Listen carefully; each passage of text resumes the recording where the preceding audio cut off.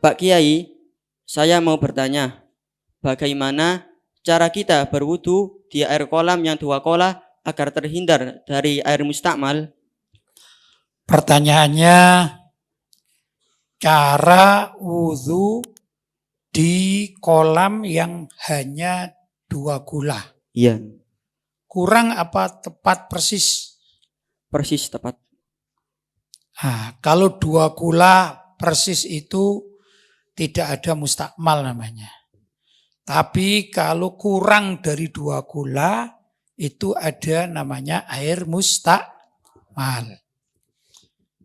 Kalau air itu banyak, 2 gula lebih, maka selagi air tersebut tidak kecampuran barang najis yang berubah, ya bisa berubah airnya atau sifatnya, itu bebas-bebas saja. Itu ya. Atau juga tidak terkena semacam sabun yang banyak sehingga berubah bau dan rasa mungkin ya, warnanya. Ada kolam 3 gula tapi semuanya itu berubah karena kena minyak misalnya, kena sabun, maka nggak bisa dipakai untuk berwudu ya. Tapi kalau lebih dari 2 gula dan tidak berubah bau, rasa maupun warna, maka bebas kita menggunakannya, bebas saja dengan model apa. Boleh kita berwudu di situ. Yang jadi masalah bukan 2 gula, tapi kurang dari 2 gula ini yang jadi masalah. Ya, biasanya begitu.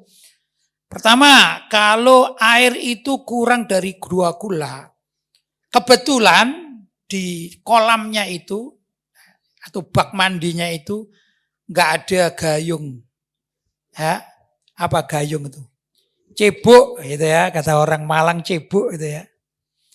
Itu gimana caranya kita? Kebetulan juga nggak ada kerannya ini. Maka kita boleh menggunakan tangan, telapak tangan ini ya. Tapi harus niat ikhtirof, yaitu menjadikan tangan ini sebagai gantinya gayung begini. Maka tidak apa-apa. Itu tidak dihitung membasuh tangan. Tidak dihitung membasuh tangan. Misalnya begini ya. Ini kolam ya, tapi kurang dari 2 gula. Maka saya ngambil air. Dalam hati kita niat bahwa tangan ini, telapak tangan ini kita jadikan sebagai gayung begitu. Tidak apa-apa.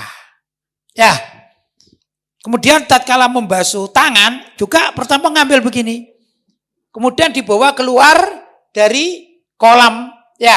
Kemudian kita ratakan air itu di tangan. Tetap tidak masalah karena niat waktu mengambilnya begini sebagai apa? Cebok atau gayung. Tapi kalau waktu memasukkan tangan dan itu sudah bagian tangan ya, membasuh tangan, kok niat dimasukkan, niat membasuh tangan, ya akhirnya jadi mustakmal. Kalau jadi mustakmal untuk bagian setelah tangan apa? Setelah tangan rambut ya, maka rambutnya gak sah jadi, harus cari air lain begitu.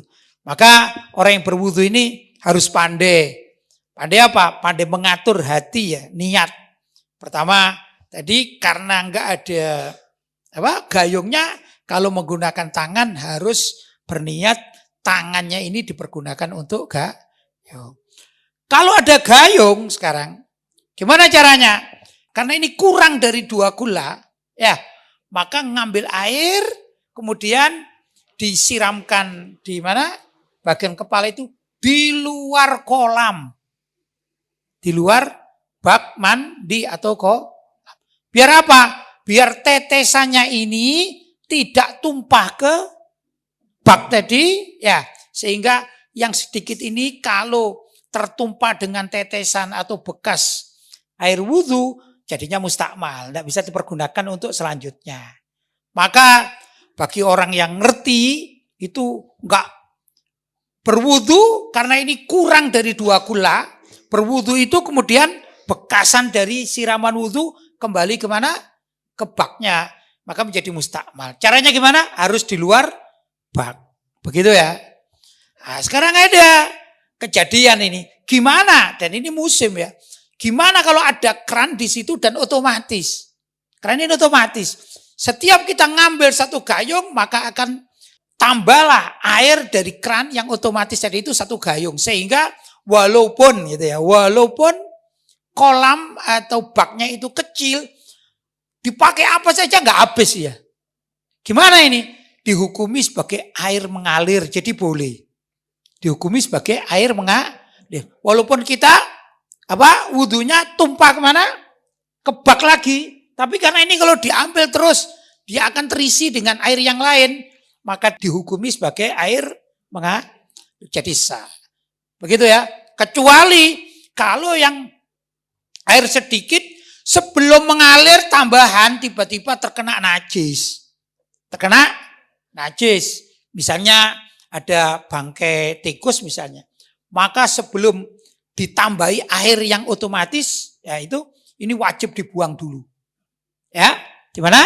Di kolamnya wajib dibuang dulu sampai sekira suci baru dialiri dengan air yang baru. Caranya ya otomatisnya ditahan begitu.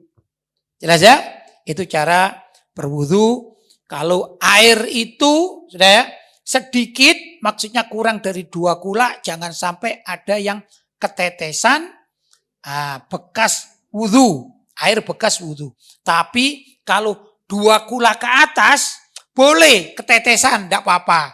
Asalkan tidak berubah. Tidak berubah apanya? Warnanya, baunya, maupun rasanya. Jelas? Baik.